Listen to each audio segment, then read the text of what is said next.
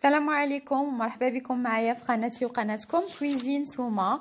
اليوم غادي نقدم لكم رولي بالفريز على شكل ورده. كي كتشوفوا الشكل ديالو كيجي زوين بزاف، وخصوصا ان دابا الموسم ديال الفريز فضروري ما نستافدوا منه، نديروا وصفات اللي كنستعملوا فيها الفريز اولا الفراوله. وكي كتشوفوا هذه تيجي شكلها زوين والمذاق ديالها حتى هو زوين. كنتمنى ان تتبعوا معايا الفيديو حتى الاخير باش تحصلوا على الوصفه وعلى المقادير. وما ننساش انني نشكر جميع المتتبعات ديالي اللي كيتبعوني واللي تيخليو لي تعاليق زوينه اللي كتفرحني، ونشكر حتى الناس الجداد اللي اول مره كيشوفوا القناه، وتنقول لهم شكرا لكم ومرحبا بكم، نورتوني وشرفتوني. وما تنساوش تخليو لي لايك والتعاليق ديالكم وتشتركوا في القناه وتفعلوا الجرس باش يبقى يوصلكم ديما الجديد. اذا دابا ندوزو للمقادير. غادي نحتاجو 100 غرام ديال الدقيق، 100 غرام سكر سنيده، 3 ديال البيضات، معلقه كبيره ديال النشا، معلقه صغيره ديال قشور الليمون محكوكين او قشور الحامض، وخنيشه ديال فاني. كانوا هادو هما المقادير. ندوزو دابا ان شاء الله لطريقه التحضير. فبالنسبه لطريقه التحضير غادي نحتاجو واحد الاناء فاش غادي نخلطوا لاجينواز، وغادي نحتاجو الطراب الكهربائي. اول حاجه غادي نهرسوا البيض في داك الاناء.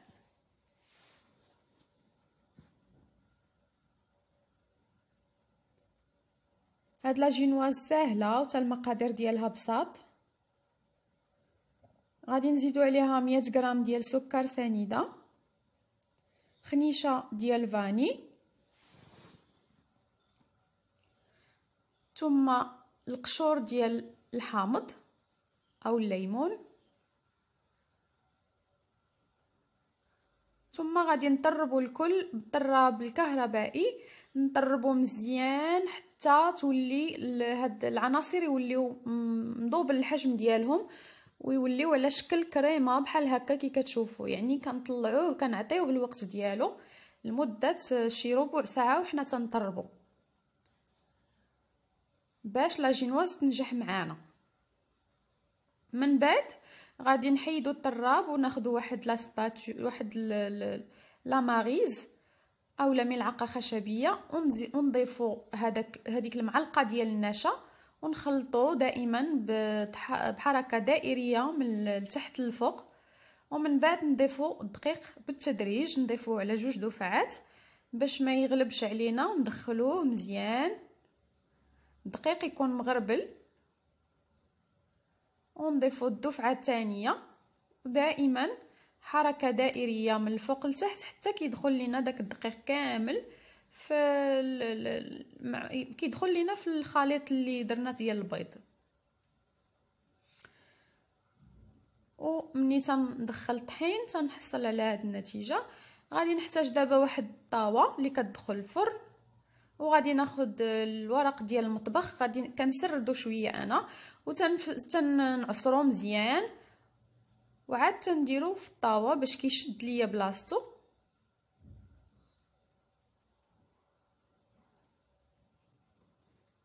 ومن بعد غادي نخوي فيه هذيك الخليط ديال لاجينواز ونحاول نبسطو مزيان، نبسطو باش يجيني بشكل متساوي. من بعد راني دايره الفرن كيسخن على درجه حراره ديال 170 درجه، وغادي ندخلو لمده 10 دقائق او اقل. كي كتشوفوا ضروري ما كنخبطوا شويه الطاوه باش كيشد لينا مستوى واحد، وكندخلو للفرن. ملي كنخرجو من الفرن كنحصل على هاد النتيجه، فكيجي خفيف بزاف، كيجي بحال الريشه. وما خداش ليا ما كملش ليا 10 دقائق باش طاب لان رقيقه لاجينواز. من بعد كنحتاجو واحد شويه ديال الماء دافي تنخويوه في الطاوه. هذه واحد لاستيوس، واحد طريقه باش انك تحيدوا لاجينواز بطريقه سهله من الورق. كديروه في الماء بحال هكاك وكتخليوه واحد 5 دقائق. دابا غادي نحتاج واحد الكميه ديال الفريز، واحد رابعه تقريبا، وغادي نقطعها الى مربعات.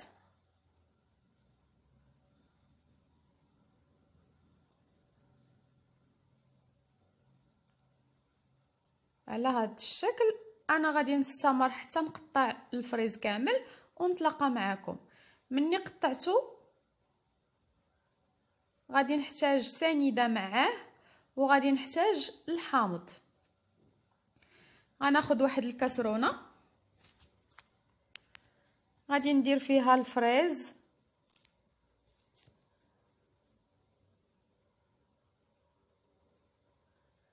ثم غادي نضيف ليه سنيده تقريبا واحد 4 ديال المعالق كبار، وغادي نعصر عليه عصير ديال الحامض.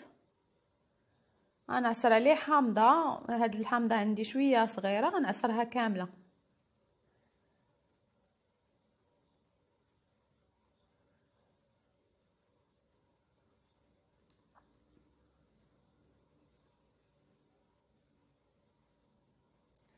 ثم من بعد غادي نحرك جميع العناصر.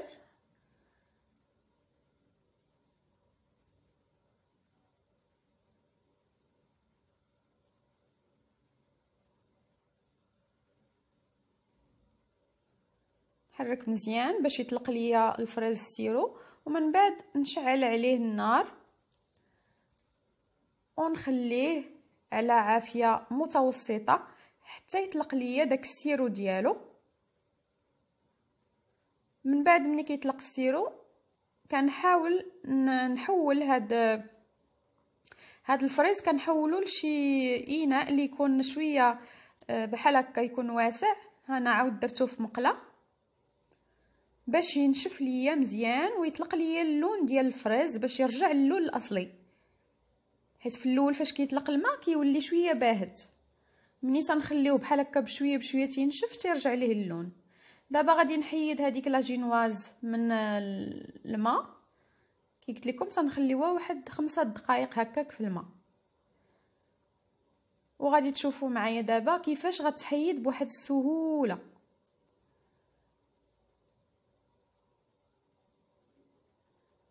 شفتوا كيفاش حيدات فاسيلمون.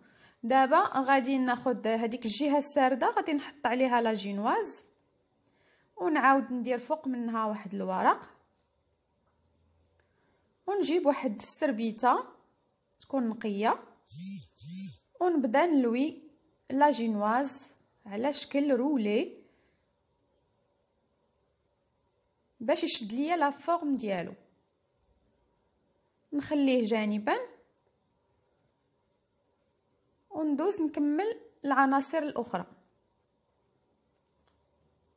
من بعد ما حيدت الفريز راه هو برد شويه ودرتو في ديك الزلافه، وغادي نحتاج الدانون ديال الفريز اولا ياغورت ديال الفريز. غادي نضيف لهداك الفريز اللي صايبنا قبيله 3 ديال المعالق كبار عامرين. نحرك شويه، ثم غادي نجيب واحد الطحانه بحال هكا ونطحن واحد شويه باش ينسجموا ليا العناصر بجوج على هذا الشكل كي كتشوفوا. ما كنطحنوش مزيان مي كندوزو شويه من الطحانه.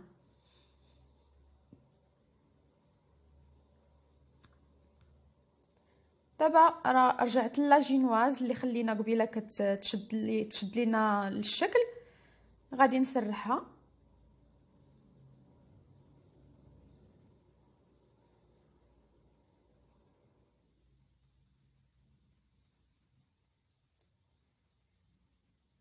ثم غادي نبدا نسرح فيها هذا الخليط اللي درنا ديال الفريز واليوغورت.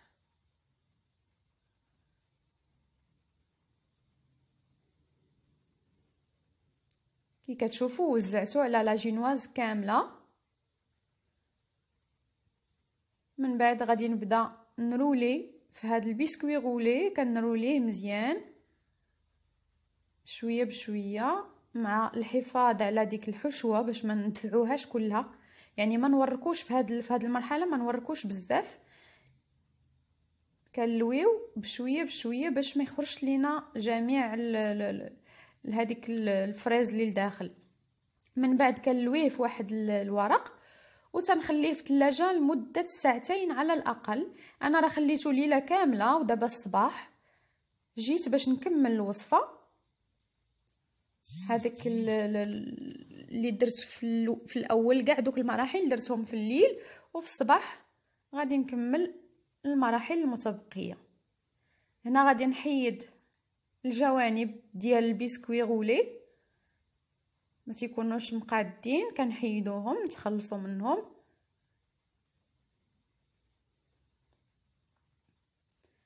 من بعد كنقطعوا هاد لي بسكوي غولي، تنقطعوهم دوائر، كل دائره يكون فيها تقريبا 2 ديال الصباع بحال هكا كي كتشوفوا، يعني كتكون غليظه شويه ما نرققوهاش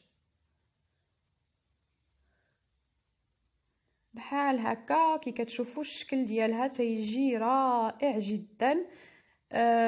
راه الصور تتحكم وكتشوفوا بان الشكل ديالها كيجي فعلا فعلا رائع، والمذاق اروع. يكفي تتبعوا المراحل، فهي سهله جدا، ما كتطلبش منا بزاف تاع الوقت ولا بزاف المقادير، يعني مقادير بسيطه جدا. وخصوصا ان الفريز دابا موجود تبارك الله، يعني غير اللي ما بغاش يجربها.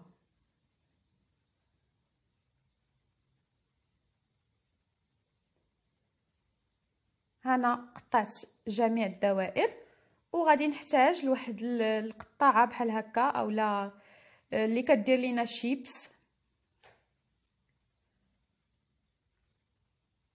هادي،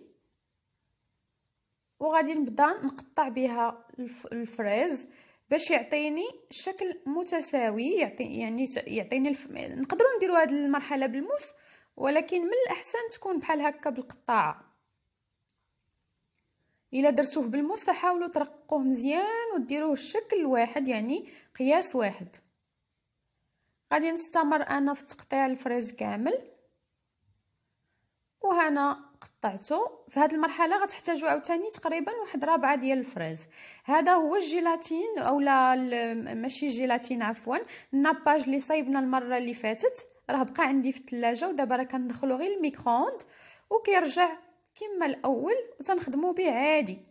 هذا كيبقى لينا تقريبا واحد 10 ايام في الثلاجه، نستافدوا منه. كيعطينا راك شفتوا عطيتكم الكميه قليله، وتقدروا كاع تقسموا ديك الكميه على نصفين الا ما بغيتوش كاع يشيط لكم. وحتى لاشاط راه تديروه في الثلاجه، ومني تتبغيو تخدموا به تديروه يا اما في الميكرووند يا اما في واحد الكاسرونه ويذوب شويه. دابا كي شفتوا انا تندهن الجوانب ديال هذوك الدوائر ديال البسكوي غولي، كندهنهم بداك الناباج باش يلصق ليا الفريز.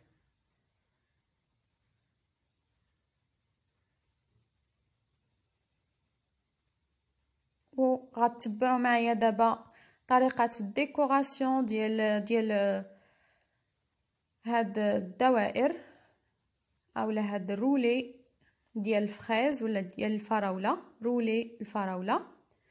كي كتشوفوا تنديروا الفريز اللي قطعناه قبيله وحده على وحده باش كيعطينا على شكل ورده، تعطينا بحال شكل وريقات تاع الورده.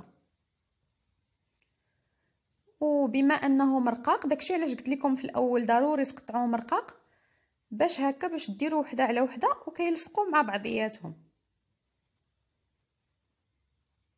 اما الا درتوها غليظه شويه ما غتلصقش لكم.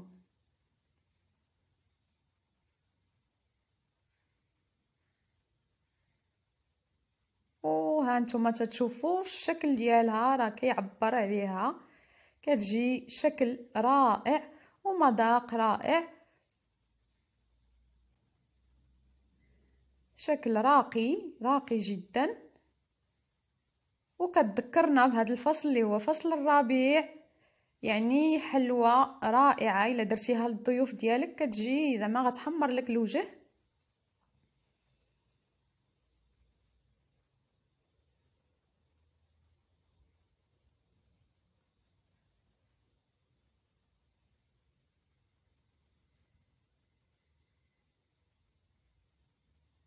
ودابا غادي ندوز باش ندير الدائرة الثانية.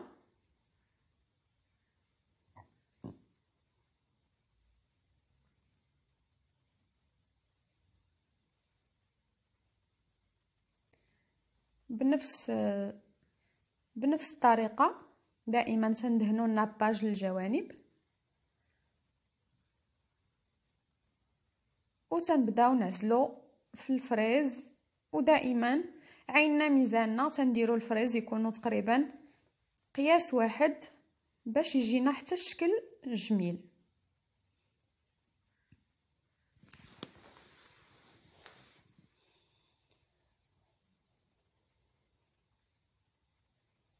كتشوفوا هنا راه تنوريكم بان خصكم ديروا وحده على وحده، ضروري ما ديروش وحده وتبعدوا عاد ديروا الاخرى، ديروا وحده على وحده باش يجي الشكل جميل.